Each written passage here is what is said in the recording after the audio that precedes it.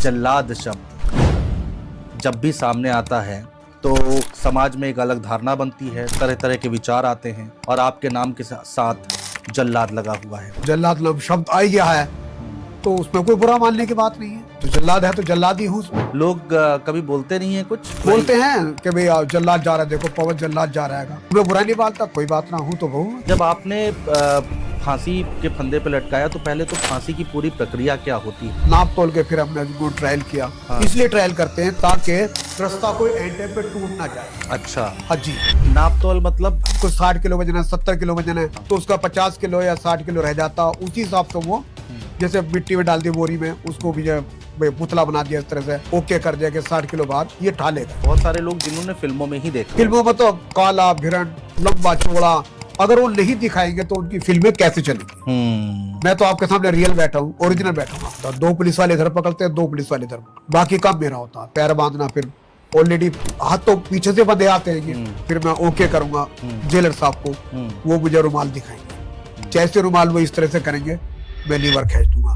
15 foot का गड्ढा होता सीधा, उसके अंदर तो ये टूट जाता उसका। और खाने पीने की भी पूछी, खाने पीने की पूछे जाते तो वो कहाँ, जब बहुत दिखाई दे रही है तो उसको खाना का अच्छा लगा। तो निर्भया वाला कितने बजे हुआ था? 5:30 बजे।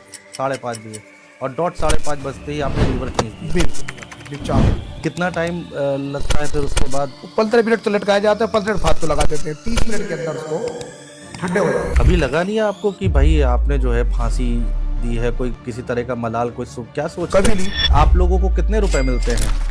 फिर मैं 10,000 मिलते हैं फिलहाल, लेकिन बस? कम है, बस कम है। आपके दादाजी भी करते, यही काम करते थे क्या? मेरे सबसे पहले दादाजी करते थे, अच्छा, उसके बाद मेरे पापा, उसके बाद फिर मैं, तीसरी पीढ़ी चल रही है हमारी। तो अब आपके बाद कौन होगा? बेटा।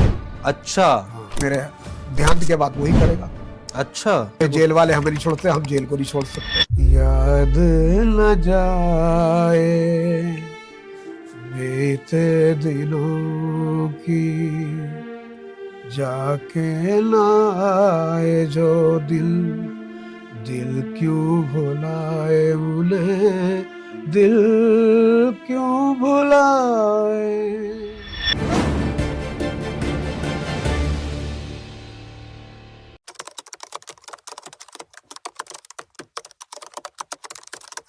नमस्कार दोस्तों, मैं हूं आपके साथ अनुज श्रीवास्तव। दोस्तों, आज का पॉडकास्ट हमारा बेहद खास है। आज का हमारा जो टॉपिक है वो बहुत ही ज़्यादा इसलिए रोचक है क्योंकि लोग इसके बारे में बहुत ज़्यादा जानना चाहते हैं। हम बात कर रहे हैं फांसी की सज़ा की, और फांसी की सज़ा जब होती है तो दोषियों को फंदे से जो लटकाते हैं वो आज हमारे साथ हैं। हमारे साथ हैं पवन जल्लाद, और उनसे और उनकी ज़िंदगी के बारे में हम जानने की कोशिश करेंगे। बहुत सारी बातें हैं जो कि समाज में लोगों को पता नहीं है, वो हम जानने की कोशिश करेंगे। फांसी की प्रक्रिया क्या होती है वो हम इस पॉडकास्ट में कवर करने की कोशिश करेंगे। और इसके साथ ही साथ एक और नई बहस छिड़ गई है देश में। सुप्रीम कोर्ट में एक याचिका दायर की गई है और उसमें ये कहा गया है कि फांसी की सज़ा जो है वो बहुत क्रूर सज़ा है, इसलिए इसमें जहर के इंजेक्शन का इस्तेमाल किया जाना चाहिए। फांसी की सज़ा पर रोक लगा देनी चाहिए, और किसी को अगर मौत की सज़ा होती है तो उसके लिए दूसरा रास्ता अपनाना चाहिए।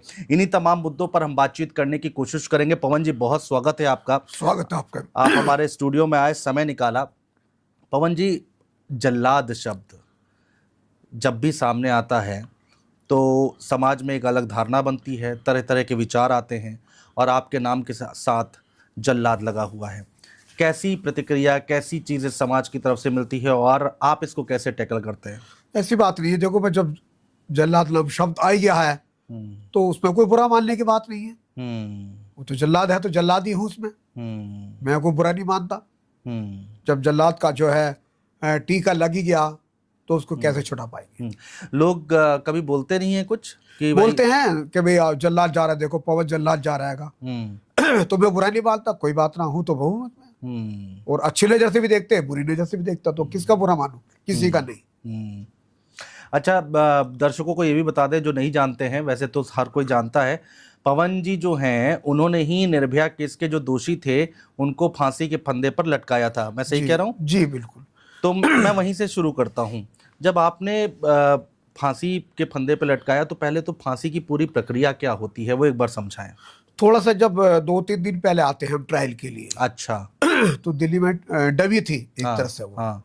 नाप तोल के फिर हमने उसको ट्रायल किया। हाँ। इसलिए ट्रायल करते हैं ताकि रास्ता कोई एंड टाइम पे टूट ना जाए। अच्छा। हाँ जी। उसके बाद सब प्रतिक्रिया जाते हैं, तख्ते सही हैं, कोई तख्ते में कोई ढीलापन तो नहीं, कोई चैन ऐसी तो नहीं जो अटक जाए, या कोई भाई ग्रीस तेल किया जाए उसके अंदर करा जाए, तो ऑलरेडी पहले हमें सारा चीज करनी पड़ती है। अच्छा, तो नाप तोल मतलब जो दोषी होते हैं उनकी? नहीं भाई, उनका तो भाई ये कुछ 60 किलो वजन है, 70 किलो वजन है, हाँ। तो उसका 50 किलो या 60 किलो रह जाता, उसी हिसाब से वो जैसे मिट्टी में डाल दी बोरी में, उसको भी जो भाई पुतला बना दिया इस तरह से, ओके कर दिया कि 60 किलो बाहर ये ठा लेगा ही। और उसके बाद आप लोग फंदा बनाते हैं? उसके बाद तो फंदा तो ऑलरेडी बना आता है। अच्छा, ऑलरेडी बक्सर में होता है, बक्सर से बन के आता बन के आता है ऑलरेडी। तो बताना पड़ता होगा कि भाई हाँ, इतना हमें भार है। इतने रस्ते चाहिए, 4 चाहिए, 5 चाहिए, 10 चाहिए, वो तो मंगवा लेते हैं वहां से। अच्छा जी। और उसके बाद उसके बाद जो रस्ते रख देते हैं, जब कोई काम आता है फांसी का तो उसमें काम आते हैं। अच्छा, जी।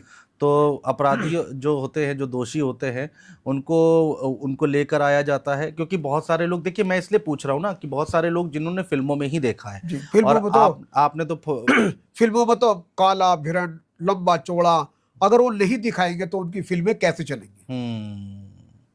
मैं तो आपके सामने रियल बैठा हूँ, ओरिजिनल बैठा हूँ आपके सामने। तो जब वो लोग आते हैं, जब दोषियों को लाया जाता है, उसके बाद क्या प्रक्रिया होती उसकी है? प्रतिक्रिया होती है कि कोई हम एक दिन पहले, 2 दिन पहले ही मीटिंग कर लेते हैं कि वहां कोई बात नहीं करेगा, अच्छा। ताकि भाई मुजरिम डिस्टर्ब ना हो जाए। चुपचाप उसको लाया जाता है और उसको खड़ा कर दिया जाता है। 2 पुलिस वाले इधर पकड़ते हैं, 2 पुलिस वाले इधर पकड़ते हैं उसको। बाकी काम मेरा होता है, पैर बांधना, फिर ऑलरेडी हाथ तो पीछे से बंधे आते हैं, फिर उसका टोपा डालना पड़ता है। हाथ पीछे बंधे रहते हैं और पैर बंधे रहते हैं? पैर नहीं, पैर तो बांध नहीं पड़ता, चल के कैसा आएगा फिर। पैर तो भाई प्लेट पे बांधेंगी आके। अच्छा, नहीं, हाँ, वहां पे लेके आए और पैर बांध दिया? पैर बांध दिया। हाँ। उसके बाद वो फंदा डाल दिया, और फिर सुपरिटेंडेंट सबका इंतजार करेंगे कि रुमाल वो फिल्मों में दिखाते हैं, वो फिल्मों में दिखाते हैं तो काला कपड़ा भी से हाँ, ढकते काला कपड़ा भी डालते हैं। काला कपड़ा डाल के फिर फंदा डालते हैं, अब सेट करके उसके बाद फिर मैं ओके करूंगा जेलर साहब को, वो मुझे रुमाल दिखाएंगे। जैसे रुमाल वो इस तरह से करेंगे, मैं लीवर खींच दूंगा। 15 फुट का गड्ढा होता सीधा, उसके अंदर चला जाता, तो ये टूट जाता उसका। ये अगर कोई टेक्निकल इशू आ जाए या फिर फांसी की पूरी ना हो पाए, देखिए, उस केस सुप्रीम में- कोर्ट ने मना कर दिया, अमान्य कर दिया कि ये हमारे यहाँ सिस्टम नहीं चलेगा। नहीं, मैं ये कह रहा हूं कि आप लोगों ने अगर किसी को फांसी पे लटकाया और उसके बाद वो प्रक्रिया पूरी नहीं हो पाई और जो दोषी है उसकी मौत नहीं होती है, तो ये ऐसे तो असंभव नहीं है, बिल्कुल। अच्छा, बिल्कुल संभव नहीं है? नहीं, बचने को मतलब ही नहीं है। अच्छा, तो अब जब दोषी जो लोग होते हैं उनसे बातचीत तो आपकी हुई है कभी?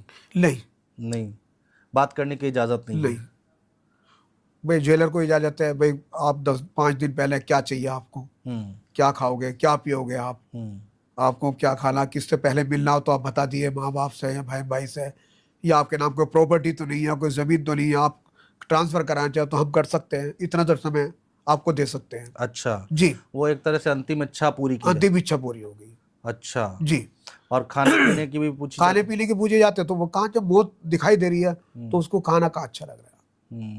अगर चाय किया तो चाय पिएगा। 3 बजे जगा दिया जाता, मैं नहाओ चलो, नहा के उनको कपड़े पहना दिए जाते हैं। उसके बाद धीरे धीरे धीरे प्लेट पे आता वो अपने, जैसे आया पैर बांधे, उसके बाद टोपर डाला, फिर अपना फंदा डाला, सेट कर दिया। उसके बाद हम लोग के गया जेलर को, वो सीधा रुमाल दिखाएगा, समय होते बिल्कुल राइट टाइम, उसी समय होनी है? उसी समय ही। कितना, 4 बजे का समय रखते हैं? कितने कहीं 5:30 बजे का, कहीं 6 बजे का, कहीं 7 बजे का। अच्छा, तो जो समय रखा जाएगा उसी डेथ समय का? पे दी जाएगी। अच्छा, तो निर्भया वाला कितने बजे हुआ था? 5:30 बजे। 5:30 बजे, और डॉट 5:30 बजते ही आपने लीवर खींच दिया? बिल्कुल, लीवर खींच दिए, 4 हो गए। कितना टाइम लगता है फिर उसके बाद? 15 मिनट तो लटकाया जाता है, 15 मिनट फालतू लगा देते हैं, 30 मिनट के अंदर उसको ठंडे हो जाते हैं। डिक्लेयर तो नीचे डॉक्टर करेगा डिक्लेयर, डॉक्टर जाता, हार्ट चेक करता चारों के, ये डेथ। बस सुप्रीम कोर्ट कहती है कि उस वक्त लटकाए रखो जब तक उसके प्राण ना निकल जाए।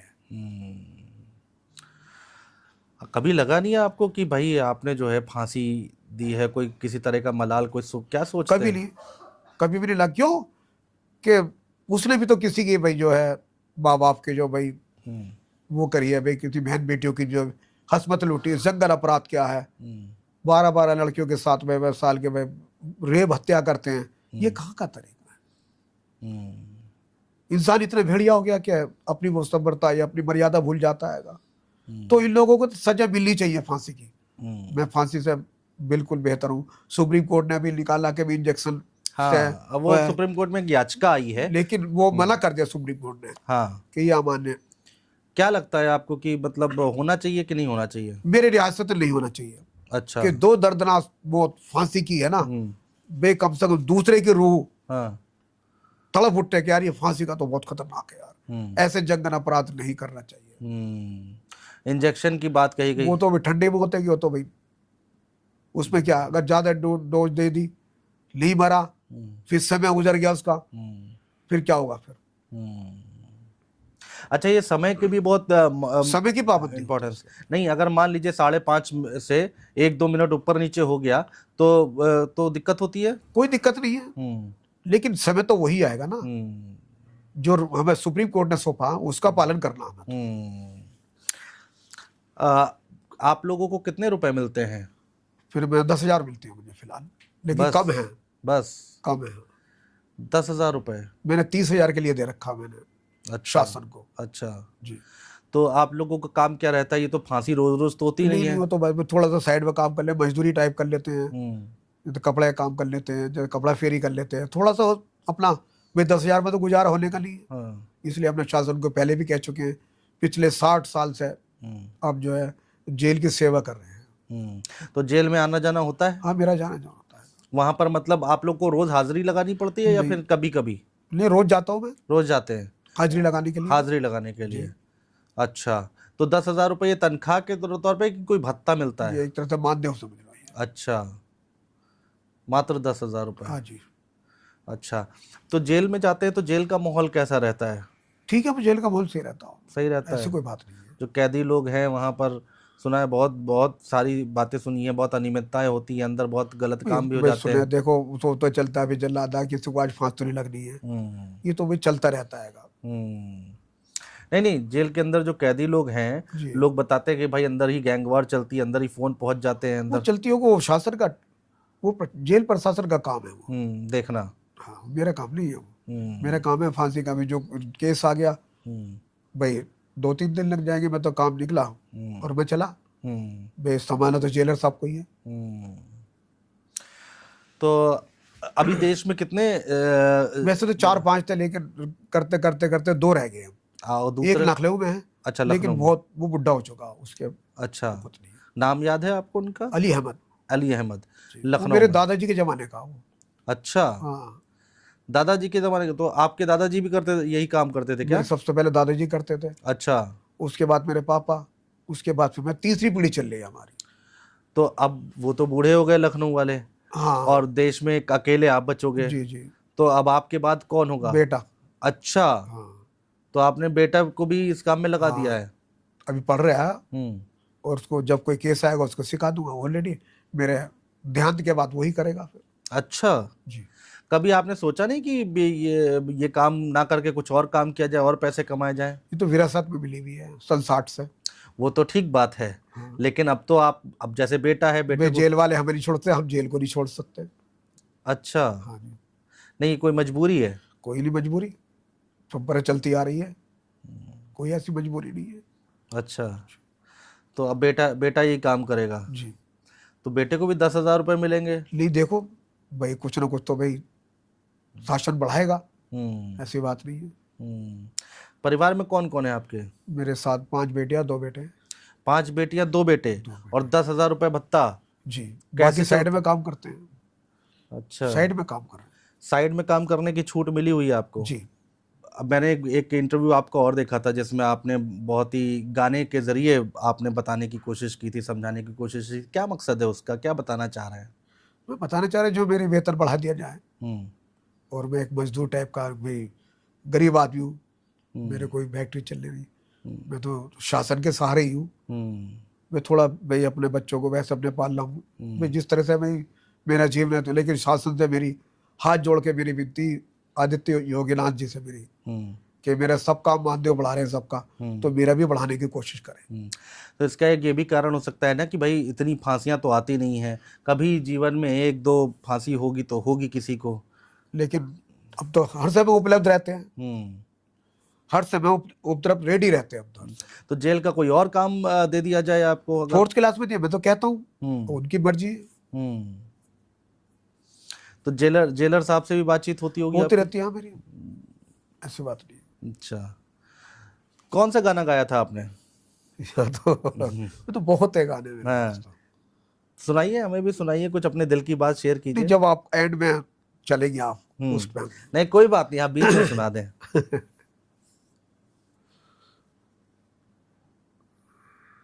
याद न जाए बीते दिनों की, जाके ना आए जो दिल, दिल क्यों भुलाए उन्हें, दिल क्यों भुलाए, याद न जाए बीते दिलों की, जाके लाए जो दिल, दिल क्यों भुलाए उन्हें, दिल क्यों भुलाए।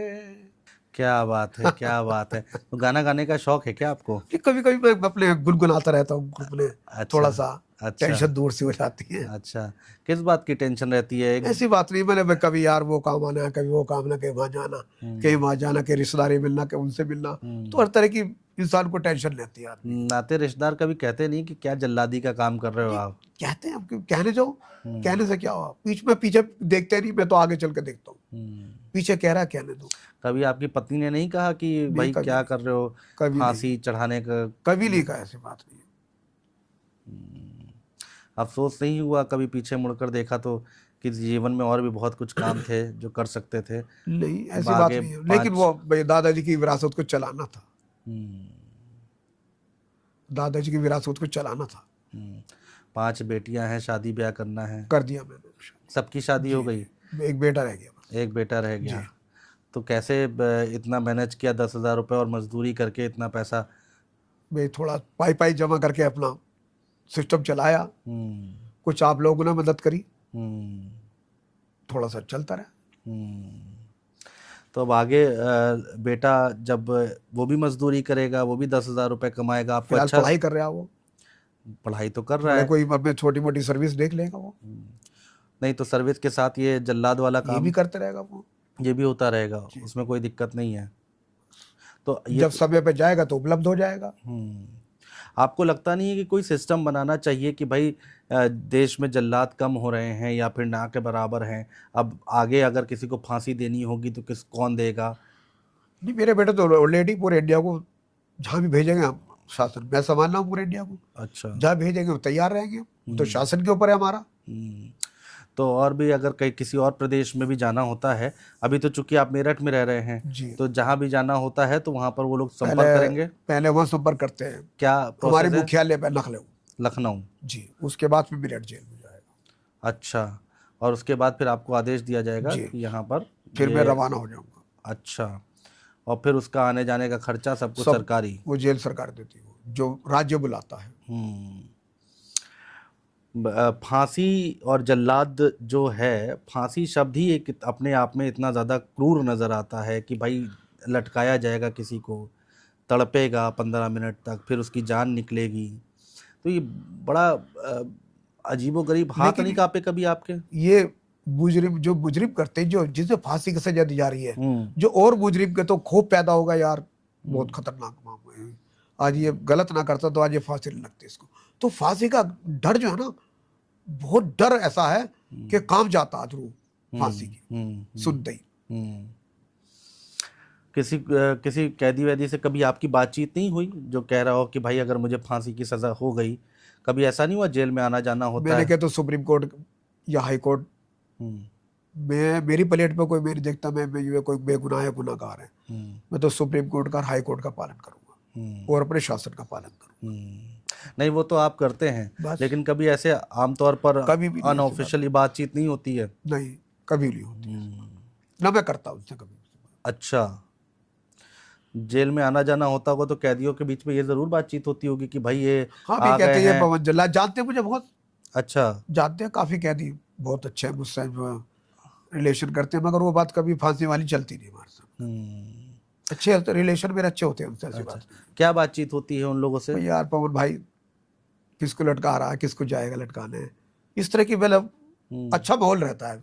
मैंने कहा नहीं यार, हम तो चाहते हैं भी कोई किसी को फांसी की जाने मिले, मगर जंगन अपराध जो करेंगे, जो रेप हत्या करेंगे, तो उनको मैं छोड़ूंगा। बहुत सारे ऐसे कैदी होंगे जिन्होंने रेप किया होगा, वो भी सजा काट रहे होंगे, हो सकता है उनको आगे फांसी की लेकिन सजा। ऐसा ना कि जब तक वे जांच पूरी ना हो जाए, हम्म। जब तक सुप्रीम कोर्ट ऑर्डर ना जाए, जब तक हाई कोर्ट का ऑर्डर ना आए, हम्म। तो ऑर्डर तो वही देंगे। हम्म। जांच तो चलती रहती है, हम्म। जब जांच प्रक्रिया पूरी हो जाए हम्म। तो फिर इनको अलग रखा जाता है फिर। चलिए ठीक है, समाज में आप कह रहे हैं कि एक खौफ पैदा करने के लिए फांसी की सजा होनी जरूरी है। बिल्कुल इंजेक्शन वाली बात आप कह रहे हैं कि भाई वो ठीक नहीं है। ठीक नहीं, तो क्या कोई और रास्ता नहीं है? फांसी का कोई और सब्स्टिट्यूट नहीं है? कुछ और कोई विकल्प रास्ता नहीं है? और कोई रास्ता नहीं है। हम्म। सिर्फ समाज में मैसेज देने के लिए? बिल्कुल। कि फांसी, फांसी पे सुनते ही आदमी आधा मर जाता है, पल पल मरता है। ये आपके पिताजी भी यही काम करते थे? दादाजी हमारे दादाजी भी यही काम इधर करते थे? हथियारों को दी थी उन्होंने, अच्छा, किसने? 87 में दादाजी ने? जी। दादाजी ने जो इंदिरा जी के हत्यारे थे, हाँ, उनको फांसी पर लटकाया था 87 में तिहाड़ जेल में। तिहाड़ जेल में। आपके पिताजी ने किसी को फांसी दी? साथ में 2 फांसी दी थी जहाँ तक ख्याल है, वो जल्दी एक्सपायर हो गए थे फिर वो, अच्छा, जल्दी एक्सपायर 2 हो गए। फांसी लेकिन उन्होंने भी हाँ, दी है। कभी बातचीत होती थी उनसे कि उन्होंने आपको कुछ समझाया कि इसी लाइन में जाना है? मेरे दादाजी समझाया करते थे क्या कहते थे दादाजी? कि भाई डरना नहीं है, मजबूत करना, फंदा से डालना, पैर बांधने, मतलब ये बहुत प्रतिक्रिया बताते रहते। तो आज उन्हीं के नक्शों कदम पर चल रहा हूँ मैं। अच्छा, पिताजी ने कभी नहीं समझाया? नहीं समझाते थे वो भी, ऐसी बात नहीं, हम्म। क्यों मैं तो ऑलरेडी पहले ही सीख चुका था। अच्छा, हाँ बचपन में ही सीख लिए थे? हाँ, 21-22 साल का था मैं जब अच्छा। मैंने ये प्रोसीजर शुरू कर दिया था मैंने। अच्छा, लेकिन दिल में ये थी कि जल्लाद बनूंगा, ये दिल में था? इसलिए कि भाई रेप हत्या जो हो रही है हमारी बहन बेटियों के साथ में, जो ये रेप हत्याएं हो रही हैं, जंगन अपराध हो रहे हैं, ये थोड़ा सा मुझे अच्छा नहीं लगा। लोगों का सपना होता है डॉक्टर इंजीनियर बनने का। मेरा सपना था जल्लाद बनने का। आप कह रहे हो कि हमारा सपना था कि मैं जल्लाद बनूंगा और बन के रहूंगा। बिल्कुल, और आपके सामने बैठा हुआ है। हाँ। दादाजी क्या कैसे समझाते थे? टेक्निक कैसे समझाते थे टेक्निक में जैसे पहले देखो मैं क्या कर रहा हूँ, आप बोलना नहीं है, आप चुपचाप देखते रहे मैं क्या कर रहा हूँ, कोई मेरे काम में आप कुछ मत अड़ाना, ठीक है। अपने करने के बाद फिर अपने 1-2 केस करा, तो फिर उसके बाद फिर मैं ट्रेंड हो गया। भाई ये देखना कि सामने गिरना जरूरी है, जो ऊपर से गिरेगा ना उसको देखना आप, या पतली था, ये बस मैं सीख गया। ये तो देखना बहुत बड़ी बात हो गई। हाँ, कोई आदमी लटक रहा है और ऊपर से गिर रहा नीचे। हाँ, वो नीचे से तख्ता हट जाता है और उसको कितनी देर तक देखना रहता है? ज़्यादा 10-5 मिनट तक, उसके बाद तो अपने आप वो ठंडा होता चला जाता, फिर हम हट जाते हैं वहाँ से। तो किसी आदमी को फिर डॉक्टर जाता नीचे, फिर तड़पते हुए देखना किसी आदमी को, ये तो अपने आप में बड़ी बात है। तड़पता नहीं है, इसी स्टाइल से डाला जाता है बंदा। किस स्टाइल से डाला जाता है? क्या होता है उस समय? उसके प्रयास करेगा सही ढंग से डाला जाता है, ताकि सीधा वो सीधा का सीधा गिरे, इधर उधर ना हो जाए। और तड़पता नहीं है? नहीं, और कितनी देर का खेल, मतलब 2-4 मिनट में? 5-10 मिनट में ही ठंडा हो जाता है, लेकिन 15 मिनट फालतू उसको लगाने पड़ते नहीं वो तो ठीक है। हैं। अगर आधे आप घंटे में तार दे देते हैं, अच्छा आधे घंटे में फिर सिपाही तारते हैं। अच्छा, सिपाही उतारते हैं फिर डॉक्टर चेक करता है। लेकिन मैं ये कह रहा हूँ कि भाई दादाजी जब ये सब काम कर रहे थे तो क्या आपको लेके जाते थे? मेरे साथ लेकर मैं जाते थे ना मैं। कहाँ, जेल? हाँ जी, जेल पे जाया करते थे, मेरठ जेल। अच्छा। जब भी कोई कैसा, मैंने कहा दादाजी मुझे लेकर चलना है, वहाँ चला। फिर हम आगरा हुआ, सबसे पहले पटियाला गया, आगरा गया, जयपुर गया, इलाहाबाद गया, वो उनके साथ लगाई। वहाँ पर उनके साथ सीखा। हाँ। तो वहाँ पर जाके क्या किया था आपने, कुछ याद है? याद है मेरे, बस उड़ के मैं पैर बांध पहले, अच्छा जी, बस इतना करना था मुझे। आपको पैर बांधने थे? हाँ, और अब ये देखो कैसे फंदा डलना, मुझे देखते रहो आप। हाँ, वहाँ से सीखा आपने। वहाँ से सीखा। क्या उम्र रही होगी आपकी? 21-22 साल का। बस 22 साल में जाने लगे थे दादाजी के साथ। तो अभी आप अपने बेटे को लेके जाते हैं? नहीं, अगर कोई केस आएगा तो लेके जाऊंगा। अभी तक नहीं लेके गए, अभी ऐसा मौका नहीं आया। नहीं आया। लेकिन कुछ फंदा बनाना या फिर वो तो अब बना सिखाए। कुछ नहीं, हो तो खाली ऊपर को बांधना होता है, थोड़ा अच्छा एक्यूरेट रखना पड़ता अच्छा। तख्ते पे, और ऊपर से बांधना पड़ता बढ़िया करके तरह से। हम्म ये टेक्निक है हम्म कि ऊपर से खुल ना जाए। हम्म। तो भविष्य कहाँ देख रहे हैं आप अब, अपना या अपने परिवार का? भाई ऐसे तो कुछ हो नहीं पाएगा, और 30,000 रुपये आप मांग कर रहे हैं, बढ़ेगा नहीं बढ़ेगा, बच्चे की बढ़ के मिलेगी कि नहीं मिलेगी? देखो कोशिश तो फिर जब मेरे मरने के बाद तुम्हें बढ़ाना ही पड़ेगा ना, ऐसी बात नहीं है। नहीं, आपके जाने के बाद भी बढ़ जाए इस बात की कोई गारंटी थोड़ी ना है। नहीं, बढ़ाने पड़ेंगे। कैसे गुजारा चलेगा? हम्म कैसे गुजारा चलेगा बताओ? हम्म भाई गवर्नमेंट आदमी है कि 1 लाख 1.5 लाख रुपए तनख्वाह ले रहा है, हम्म और मैं तो आदमी को मार रहा हूँ। अगर आप प्राइवेट में जो पानी पिलाने वाला भी 15-20-25 हज़ार रुपये ले रहा है संविदा में, क्या मैं संविदा से भी नीचे हूँ? ठीक है, कम से कम 25 हज़ार तो होनी चाहिए मेरी वेतन उसका। अब देखिए आजकल का ज़माना क्या चल रहा है, महंगाई का ज़माना है। एक सैलरी भी लेने वाले भी 50 हज़ार से 25 हज़ार से 50 हज़ार से कम नहीं है, प्राइवेट भी। अगर एक पानी पिलाने वाले रखोगे, चपड़ासी को भी रखोगे, उसकी भी 30-40 हज़ार रुपये तनख्वाह है। अब बेटे की शादी हो गई है? बेटे की एक की तो हो गई, एक की अब शादी करनी मुझे। नहीं तो आप जिसकी शादी हो गई उसको आप जल्लाद बना रहे हैं? नहीं, जिसकी शादी नहीं हुई है, नहीं हुई छोटा है। बेटा। अच्छा, तो रिश्ते आने में दिक्कत होगी? नहीं, कोई बात नहीं, सब जानते हैं कि जल्लत फैमिली को दो भी, अच्छी बात है ये। अच्छा, कहते हैं अच्छी बात है। अच्छी बात है। आपकी जब शादी हुई थी तो आपके ससुराल। देश का जो है बेचारे हैं, ये अपराध खत्म करने की कोशिश कर रहे हैं। अच्छा, ऐसा कहते हैं? ऐसे कहते हैं। तो आपकी जब शादी हुई थी तो आपके जो वाइफ की तरफ के लोग हैं हाँ, वो क्या कहते थे कि अच्छी बात है? कहने लगा यार ये कहाँ जा रहे हो तुम? मैंने कहा मैं तो करूँगा, मैं छोड़ूंगा थोड़े इस काम को। हम्म ये अपराध बढ़ रहे हैं हमारे हिंदुस्तान में। हम्म हमारे 140 करोड़ की जनता है, हम्म ये इतने अपराध बढ़ रहे हैं। हम्म या तो हमारी गवर्नमेंट को सोचना चाहिए, हम्म या हमारे सुप्रीम कोर्ट को सोचना चाहिए, या हमारे हाई कोर्ट को। हम्म मैं तो कहता हूँ भी जो सुप्रीम कोर्ट का वो है वो मानने हैं मुझे, तो भगवान नहीं, के मानने समझता आप हूँ तो मैं। बन गए जल्लाद, आपके बेटे बन गए जल्लाद, लेकिन आगे आने वाले वक्त में कोई जल्लाद नहीं बनना चाहता। ऐसे तो कमी होती जाएगी। अब आपके बेटे के बेटे होंगे वो नहीं जल्लाद बनेंगे, बनेंगे। बिल्कुल वो परंपरा चलाते रहेंगे। अच्छा, क्या पता वो मना कर दें तो फिर वो कोई आके वो मैं जिंदा देखूंगा ऊपर से आके, मेरा बेटा समझाएगा उनको फिर कि तुम भी बनो भाई, उसमें क्या है। किसी आदमी अब भाई किसी आदमी की मौत आपके हाथों हो रही है, कभी मेरे हाथों नहीं, कुदरत के हाथों। सुप्रीम कोर्ट ने ऑर्डर दिया, उसका मैं पालन कर रहा हूँ। जरिया तो आप बन रहे हैं। जरिया तो मैं बन रहा हूँ। कभी कुछ गलत काम हो जाता है हाथों से अपने, तो लोग कहते हैं कि भाई ऊपर जाके जवाब देना है, तो आप जरिया बन रहे हैं किसी की मौत का। आपको लग नहीं रहा है कि ऊपर जाके जवाब देना पड़ेगा? उसने भी तो अपराध किया है, उसको अपराध की सजा मिल रही है। और मैं उनको सजा दूं, मैं कौन से गुनाह कर रहा हूँ? मैं तो एक इंसान के तौर पर जानना चाहता हूँ, आम लोग क्या क्या बातचीत करते हैं? यही तो बातचीत करते हैं कि भाई हमारे हाथ से कुछ गलत हो गया तो ऊपर जाके कैसे जवाब देंगे, भगवान को कैसे मुंह दिखाएंगे? अब ये देखिए मेरी बात सुनो, ये जो गाय भैंस होती है काटते हैं ये कसाई, क्या उन जानवरों ने क्या बिगाड़ा जो काट रहे हैं? इंसान ने तो बिगाड़ा है, इसलिए मैं कसाई बन के उनको जल्लाद की सजा दे रहा हूँ। मैं गाय भैंस ने जो उनसे क्या बिगाड़ा है, जो ये जो जीव हत्या कर रहे हैं, ये बताएं। वो तो बेबोलते जानवर है, और इंसान तो बोलता हुआ है, सोच समझता, सारी शक्ति इसके पास कि मैं क्या कर रहा हूँ, मुझे ऐसा करना चाहिए, तो उसको कसाई थोड़ी सजा देगा, उसको तो जल्लाद ही सजा देगा। निर्भया वाले केस में जब आपने फांसी पर लटकाया तो घर आए थे, तो घर पे क्या माहौल था? ठीक ठाक माहौल था, ऐसी बात नहीं है। मैंने सालों को पहुंचा दिया, चारों को भाई जहाँ जाने थे।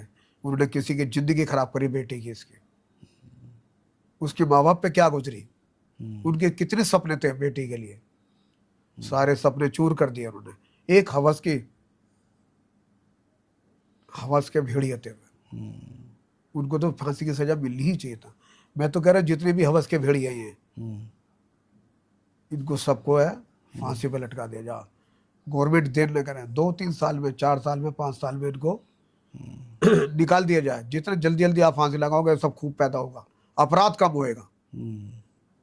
आपके हिसाब से फांसी ज्यादा से ज्यादा देनी चाहिए लोगों को? जितने भी हैं साल में 2-4 तो दे देनी चाहिए, ताकि हमारे देश में ये रहे कि यार इंडिया में तो बहुत खतरनाक मामला, बहुत फांसी लग रही है वहां, तो वहां क्राइम मत करना। कोई दूसरा मौका देना नहीं चाहिए। बिल्कुल। ऐसे तो ना जाने कितनी फांसियां, हर दिन एक फांसी होगी, इतने केसेस चल रहे होंगे। बहुत केस पड़े हैं, बहुत केस पड़े। कुछ आप जिनका फाइनल हो चुका, जिनका बिल्कुल प्रयुक्त संदोष, जिनका अपराध सिद्ध हो चुका, उनको तो लगाओ। जिनका भी ट्रायल पे चल रहा उनको देखो बाद में। 10-10 साल से 15-15 साल से जिनको फांसी की सजा, उनको दो, निकालो। क्या क्या प्रक्रिया है सुप्रीम कोर्ट में? अगर हाई कोर्ट ने सुना दी है तो फिर सुप्रीम कोर्ट में केस फंसा हुआ है जी। क्या? इतना टाइम कैसे लग जा रहा है फांसी? अब ये तो सुप्रीम कोर्ट जाना है या हाई कोर्ट जाना है, क्यों फंसा पड़ा। ये तो सुप्रीम कोर्ट को भाई जल्दी से जल्दी इसका निर्णय निकाल देना चाहिए। कहते हैं कि एक मौका देना चाहिए सबको, लेकिन इस केस में आपके हिसाब से कोई मौका नहीं देना चाहिए? बिल्कुल। जिसकी जांच पूरी हो चुकी है 4-5-15 साल तक, उसके लिए क्या मौका? उबर कैद कर दोगे, वो अपील करके फिर बाहर आ जाएगा, फिर करेगा वो। ये बताइए, अब ऊपर कैद में कर रहे हैं आप, वो फिर उसकी अपील लग जाएगी, पैसा दे देगा और जी वो बाहर आ जाएगा। तो क्या कब तक चलता रहेगा ये? खौफ जो अगर पैदा करना हो तो आपको हर साल दो केस आपको निकाल देने, जिनके फाइनल हो चुके हैं।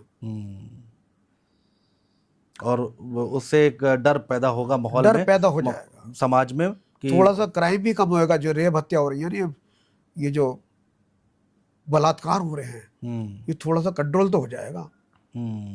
कोशिश करके तो देखे सुप्रीम कोर्ट।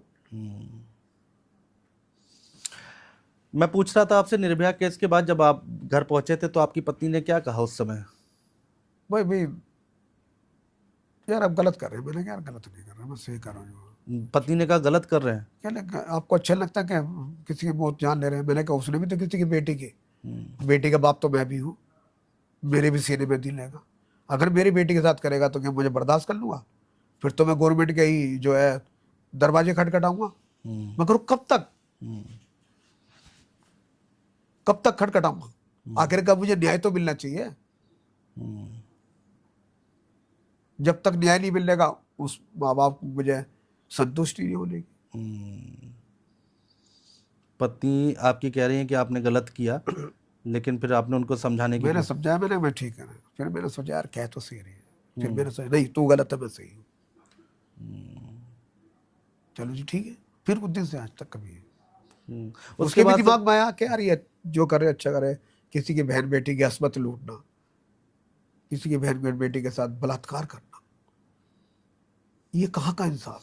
ये बात तो सही है कि जब आपने उनको लटकाया होगा तब जो परिवार वाले हैं उनको संतुष्टि मिली। निर्भया की माँ हैं जो जी, कितनी उन्होंने लड़ाई लड़ी है, कितनी लड़ाई लड़ी, और 7 साल लड़ाई लड़ी। और उनको उस दिन कितनी संतुष्टि मिली होगी, या फिर खुशी मिली होगी कि भाई मिले। तो ऐसी जिनके माँ बाप की बेटियों के साथ ये उन्होंने रेप हत्या की है, अगर उनको फांसी पर लटकाया गया तो कोई गुनाह नहीं कर रही सुप्रीम कोर्ट, कोई हाई कोर्ट गुनाह नहीं कर रहा, अच्छा कर रहा है और न्याय कर रहे हैं वो।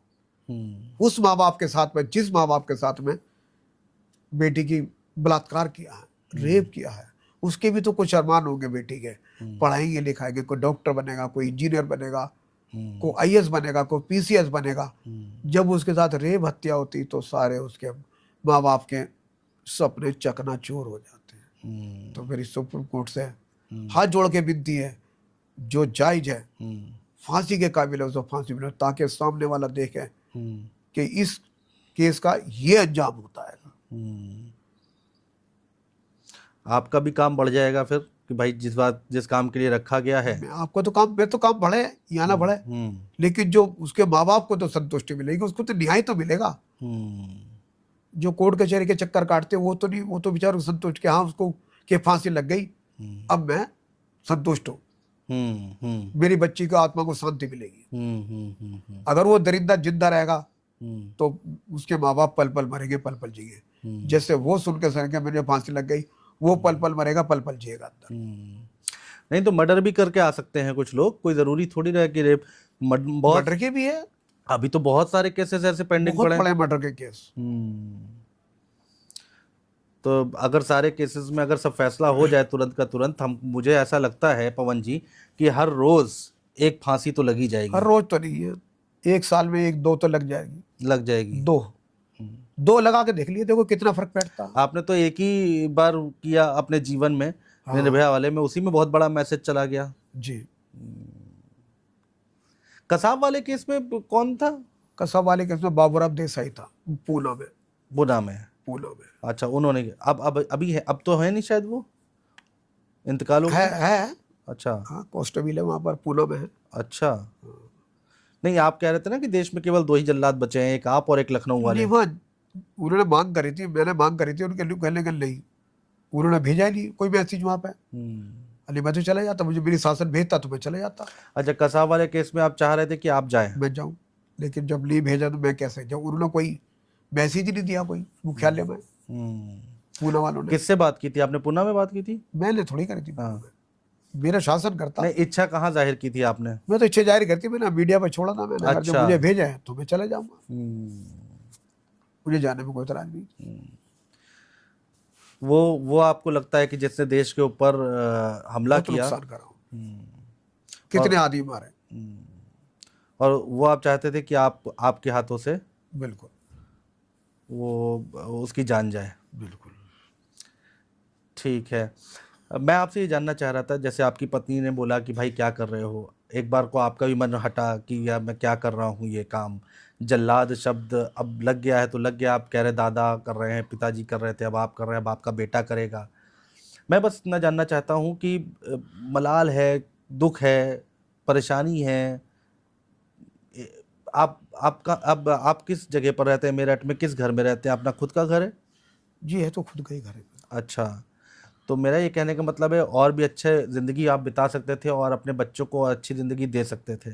देखिए आज की डेट में जो भी है वो पैसे से है, और पैसा नहीं है तो कुछ नहीं है। कुछ नहीं। तो जब आप और अच्छा कमा सकते थे और कुछ काम कर सकते थे, लेकिन आपने केवल और केवल अपना कहा कि मेरा विरासत के लिए ये अब परंपरा चलती आ रही है। वो तो ठीक है, लेकिन उसमें तो आपके परिवार पिस गया ना, उनका हक मरा ना, आपको नहीं लगता? नहीं, ऐसी बात नहीं। क्यों पिस गया बताइए? पिसता तब मुझे रोकते हुए कि आप नहीं जाओगे, मैं शादी जब करोगे जब आप ये काम नहीं करोगे, ऐसी कोई बात नहीं। हमें तो गर्व होता है, हम देश की सेवा कर रहे हैं, अपराध को खत्म करने की कोशिश कर रहे हैं। हमें गर्व होता है अपने देश में। मुझे हमारे जो 140 करोड़ मुझे सुनने, मुझे देख रहे हैं, मैं चाहता हूँ किसी की बहन बेटी की हस्बत न लुटे। मैं चाहता हूँ किसी के साथ बलात्कार ना होवे, कोई जनधन अपराध ना होवे। भाई किसी ने कहा जब मुसीबत आती है तो कोई ना कोई कृष्ण खड़ा हो जाता, भगवान खड़ा हो जाता कोई उसको बचाने के लिए। आपके जो बेटियां हैं उनके ससुराल वाले, उनके घर वाले सब एक्सेप्ट करते हैं? ऐसी कोई बात नहीं, कोई जानता तो आपको हर कोई है, पूरा देश ही जानता है। निर्भया केस के बाद में तो और भी लोग जान गए हैं जी।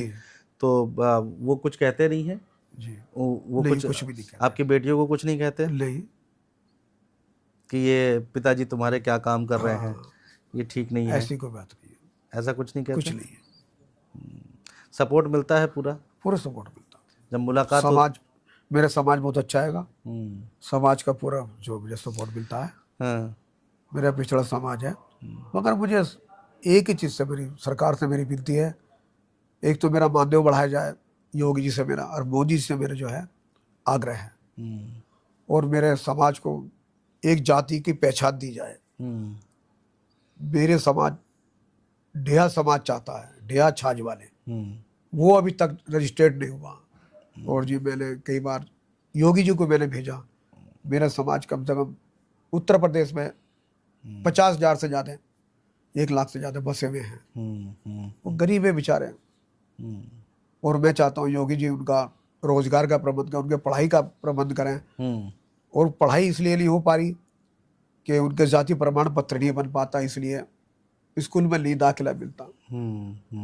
तो जाति प्रमाण पत्र मांगते हैं, आईडी मांगते हैं। चलो आईडी तो बनती है, लेकिन जाति प्रमाण पत्र नहीं बन पाता। तो मेरी योगी जी से प्रार्थना है, और आपसे मैं कई साल से मैं प्रार्थना कर रहा हूँ, जाति आयोग से भी कह रहा हूँ मैं, जो नखलऊ में बैठे हैं, यानी ढेया समाज, ढेया छाछ वाले हरियाणा में भी बनी हुई है, पंजाब में भी बनी है, तो उत्तर प्रदेश में क्यों नहीं?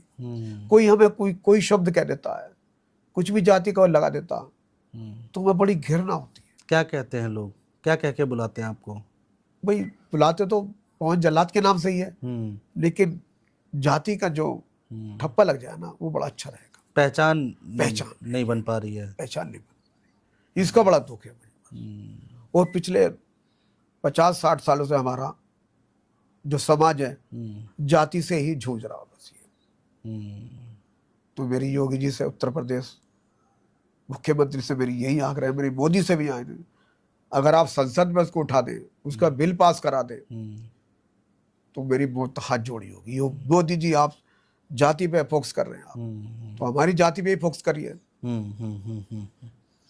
ढेया छाछ वाले हम चाहते हैं, ढेया छाछ का मैं, और पंजाबी भाषा हमारी, लोग वहाँ पंजाबी जाट भी कहते हैं, और जट पंजाबी कहते हैं, ढेया पंजाबी भी कह देते हैं हमको, और कुछ अनाप शनाप भी कह देते हैं, तो हम बर्दाश्त करनी पड़ती है। हमारे बच्चे के जो स्कूल से भाग जाते हैं।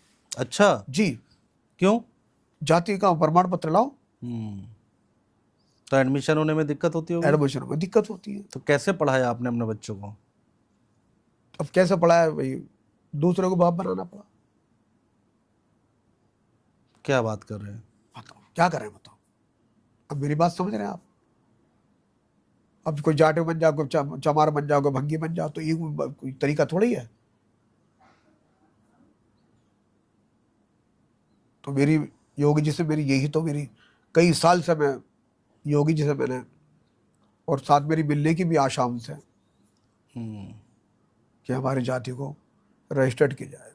ढेया छाछ वाले हरियाणा में भी है, पंजाब में भी है, उत्तर प्रदेश में नहीं है। बस ये अब जाति की पहचान मिल जाए। और तहसीलदार से ही मिला था, मैं तहसील से भी कहा था कि आपकी जाति यहाँ नहीं है, आप रजिस्टर्ड करा लीजिए। नखलऊ से आयोग जो आयोग है, जाति आयोग है, वहां से निकलवा लीजिए। लेकिन बगैर उत्तर प्रदेश अधिकारियों के, या जैसे योगी जी बैठे हैं, उनके बगैर कैसे हो जाएगी? वही तो मान्यता देगी हमें जाति की। तो 1 लाख से या 50,000 से ज्यादा है हमारी संख्या उत्तर प्रदेश के अंदर। तो मेरी हाथ जोड़ के विनती है, योगी जी और मोदी जी, आप महान है, मैं कहता हूँ आप महान है, लेकिन हमारी जाति के लिए महान बन जाओ, उससे बढ़िया नहीं मेरे कोई खुशी नहीं होगी। मैं जाते जाते अपने, मैं रहूं या ना रहूं, मेरा ढेया समाज बन जाए। ढेया समाज, जी। अच्छा, अब चूंकि हम लोग आखिरी पड़ाव पे हैं, हल्के फुल्के अंदाज में हम लोग नोट पे ख़त्म करेंगे। कभी दोस्त यार मिले नहीं कि पूछे नहीं कि क्या होता है अंदर, कैसे बांधा, कैसे लटकाया? हाँ पूछते हैं, चुटकी लेते होंगे। हाँ पूछते हैं, कैसे करा था यार, बता दे यार। मैंने यार तो डर जाएगा नहीं तो। अरे नहीं यार, ऐसी बात नहीं है, इस तरह किस तरह से आ रहा था, वो कहाँ से कितने चल रहा था, कितनी दूर दूर रोक रहा था। नहीं, मैंने कहा धो रही है, पुलिस वाले पकड़ लाए थे, हमने उसको खड़ा करा, मैंने अपना प्रतिक्रिया करके लीवर लगा के सीधा अंदर। आधे घंटे बाद हमें एक तरफ खोलोगे, अपने आप डॉक्टर साहब चेक कर रहे, उतार रहे अपने आप, रस्सा वस्सा बांधा, लाओ पैसे दो, चल दिया। हमारा माध्यम देते हैं ना, थोड़ा बहुत वो इनाम देते हैं हमें। अच्छा, इनाम देते हैं? हाँ जी। कौन देता है? जेलर साहब देते हैं। अच्छा, निर्भया वाले में कितना मिला था? 1 लाख मिला था मुझे। 1 लाख रुपए मिले थे लटकाने के? जी। अच्छा, तो अगर कसाब को लटकाए होते तो शायद ज़्यादा ही मिल जाता। पता नहीं, अगर वो नसीब हो जब भी, तो बड़ी मेरी बड़ी इच्छा थी, लेकिन क्या करा जाए, हमारे मुख्यालय से संपर्क नहीं करा उन्होंने, मुंबई वालों ने। रिश्तेदार भी पूछते होंगे, चुटकी तो लेते ही होंगे? हाँ, रिश्तेदार तो पूछते हैं भाई, यार तो ये डर नहीं लगता क्या? मैंने कहा नहीं, ऐसे बात नहीं। मुझे यूं नहीं डर लगता कि उसने अपराध किया। अगर मैं किसी बेगुनाह को चढ़ा रहा हूं तो सोचेगा ये बेगुनाह ही है, लेकिन जब तक सुप्रीम कोर्ट, हाई कोर्ट पूरी प्रतिक्रिया करके तभी तो फांसी देता वो, ऑर्डर देता पूरी जांच करने के बाद। लेकिन ये जांच जो बहुत लंबी चलती है ना, इसका थोड़ा सा वो दुख होता है। जब आपने निर्भया के दोषियों को लटकाया तो उनके चेहरे पर कोई शिकन दिख रही थी? चेहरे में सिकन थी बिल्कुल, बहुत दिखाई दे रही है, बड़े नर्वस पड़ गए थे। उनको पता था कि अब फांसी होने जा अब तो रही है? मरना ही, अब तो क्या कर रहे थे वो लोग? शांत खड़े थे? भाई पुलिस वाले ने पकड़े हुए थे। जब तक मैंने सेटिंग नहीं करी, जब तक उसको छोड़ना, मैंने कहा छोड़ना मत जब तक मैं फंदे के सेटिंग न कर लूँ। और बस मैंने कहा आप एक तरफ हो जाओ सब। उन्होंने फटाफट जल्दी समय होते जा रहा था, बस 1 मिनट थी। उसके बाद 5:30 होते ठीक लीवर जो उन्होंने इशारा करा और मैंने लीवर कह दिया चारों नीचे। जब वो कपड़ा वपड़ा डाल रहे थे उनके चेहरे पर तो कुछ बोले नहीं? कपड़ा मैंने अंदर से डलवा दिया था, अंदर से ही डलवा दिया था तो बाहर आता? ताकि वो घबरा ना जाए देख के। ये भी सोच थी कि बाहर आएंगे देखेंगे तो डर जाएंगे, घबरा जाएंगे। कभी इधर उधर घूमने लगेगा। तो अंदर कुछ उन्होंने बोला आखिरी बार? अब ये तो पुलिस वाले को पता हो गया। आपके सामने कुछ नहीं हुआ? ठीक है, जाते जाते कुछ और गुनगुनाएंगे? नहीं बस वो बताओ। एक एक एक एक, एक कुछ सुना दीजिए अपने दिल की बात। अच्छा, आपके पहलू में आकर रो दिए, आपके पहलू में आकर रो दिए, दास्ताने गम सुनाकर रो दिए, आपके पहलू में आकर रो दिए, जिंदगी ले कर दिया जब भी उदास, जिंदगी ले कर दिया जब भी उदास, आ गए घबरा के यूं मंजिल के पास, दीप यादों के जला कर रो दिए। बस ये।